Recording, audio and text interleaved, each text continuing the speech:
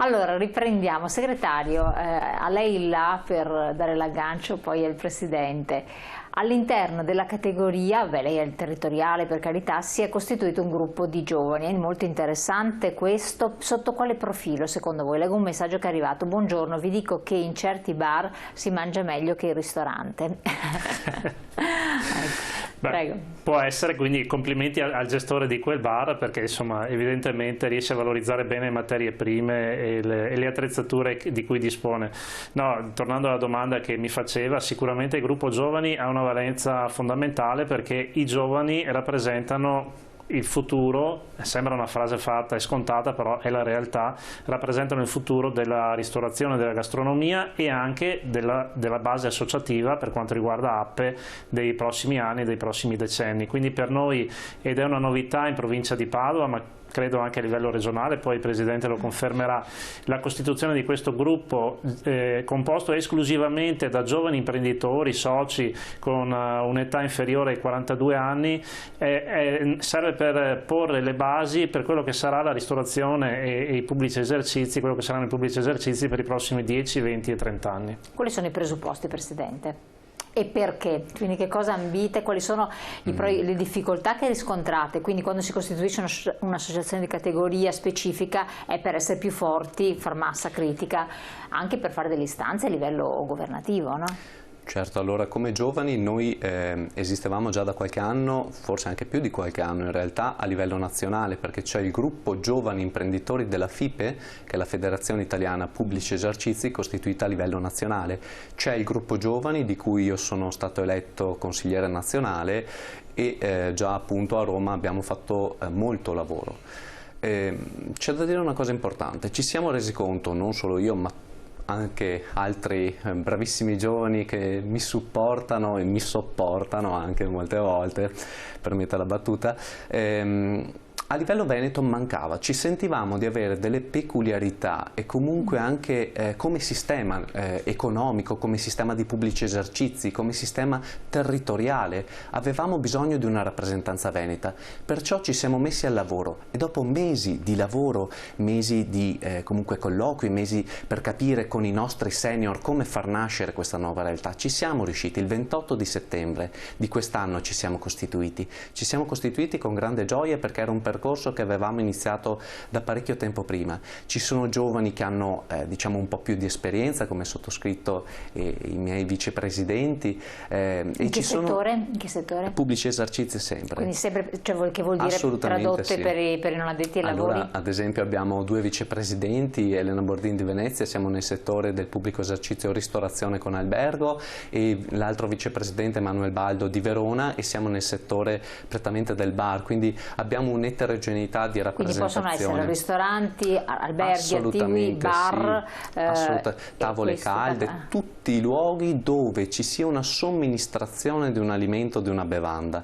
Noi abbiamo veramente anche stabilimenti balneari, quindi siamo veramente molto rappresentativi. Quindi Oreca? Assolutamente sì, Oreca in tutte le sue sfumature, basta che comunque abbiano meno appunto di 42 anni, sono ben accolti. Anche dove c'è musica? Alcolici e musica? Abbiamo anche quel settore lì, perché ricordiamo che all'interno di Appe del sistema FIPE c'è anche il SILB, che è il Sindacato Italiano Locali da Ballo, quindi è un sistema, il nostro è un sistema completo, e per quello che appunto chiudo un attimo il discorso dicendo: è per quello che abbiamo voluto costituirlo a livello regionale, perché vedevamo delle peculiarità nostre venete e comunque una possibilità di crescere, e a livello nazionale siamo stato il primo gruppo regionale a costituirci, e dopo di noi, mi è già giunta la notizia, si sono già costituiti altri due, uno in realtà un gruppo nazionale a livello Campania e un altro gruppo che si sta costituendo, quindi come dire, tutti quanti assieme possiamo darci ognuno l'esempio della propria esperienza, ecco.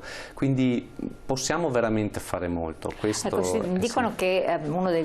diciamo, prima leggo il messaggio. Ma sapete che al bar a pranzo si spende quasi come al ristorante? No, dipende che bar, dipende che ristorante. Ecco, mi permetto un attimo di fare una piccola annotazione. Ogni esercizio, ogni pubblico esercizio ha la propria clientela, e sicuramente potrebbe essere vero, magari in un bar in centro a Venezia seduto sul plateatico di Piazza San Marco magari posso venire a spendere per il singolo prodotto magari un po' più che in un'altra realtà più provinciale o comunale. Quindi ogni diciamo, voce va rapportata allo standard, al luogo, al tipo di servizio. Come dire, è un po', forse può essere un po' difficile comprenderlo, però ripeto, ogni pubblico esercizio ha la propria clientela. L'importante è che sia un prodotto e un servizio di qualità. Ecco, la qualità è il concetto universale che racchiude tutto quanto quello che ci ruota attorno. Essendo giovani c'è una bassa capitalizzazione, questa è un'indagine che era stata fatta, e questo problema poteva creare poi delle ripercussioni, vi risulta?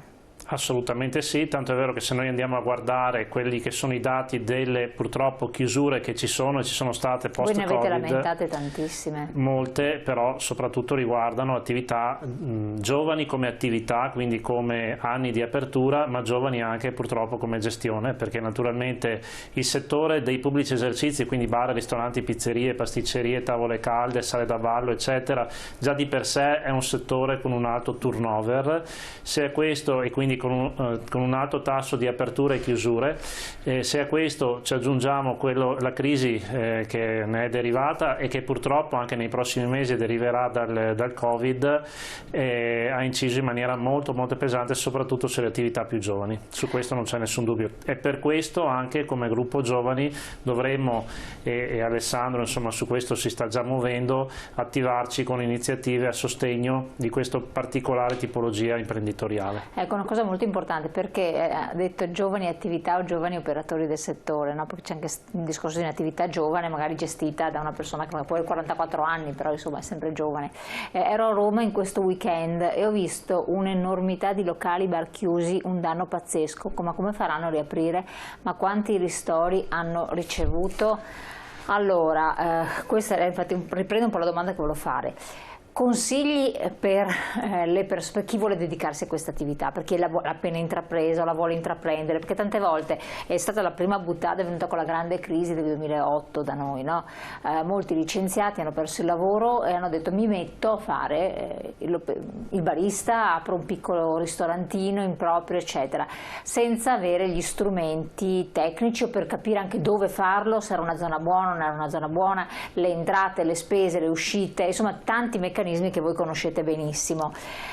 E quindi qui forse anche rientra nel discorso, quando ce ne sono tantissimi concentrati in un luogo che magari non ha più la resa di prima, succede che i più deboli, i più fragili periscono. Sì, sicuramente bisogna tener conto che nel passato c'erano delle licenze che comunque erano contingentate o comunque regolate da un'autorità.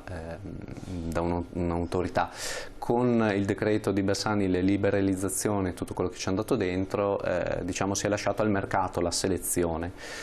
Questo può essere un vantaggio da un punto di vista forse macroeconomico, però per il singolo imprenditore che decide di mettersi in proprio, che decide di avviare una nuova attività o che comunque decide di continuare un'attività, perché bisogna ricordare sono 3 profili diversi ma che vengono in gioco sempre, può essere molto difficile. Bisogna considerare che il nostro settore non è più il settore di 30 anni fa o 40 anni fa in cui bastava aprire e si lavorava. Il nostro settore anno dopo anno, specialmente adesso nel post-Covid, è un settore che si sta diciamo evolvendo con una altissima specializzazione. Non è più il tempo di aprire per avventura un'attività economica, perché ci si può fare molto male, detta proprio fuori dai denti.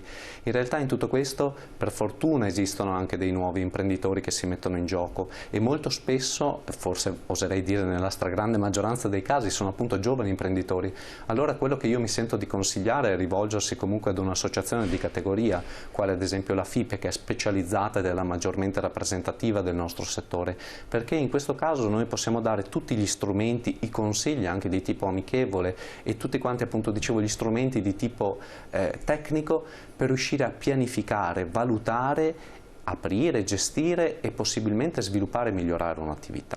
Quindi ripeto, c'è veramente un'alta specializzazione che sta crescendo negli ultimi anni. Quindi formazione. Assolutamente, la formazione è la base di tutto il nostro lavoro. Forse non era percepita molto nel passato, ma adesso sempre di più.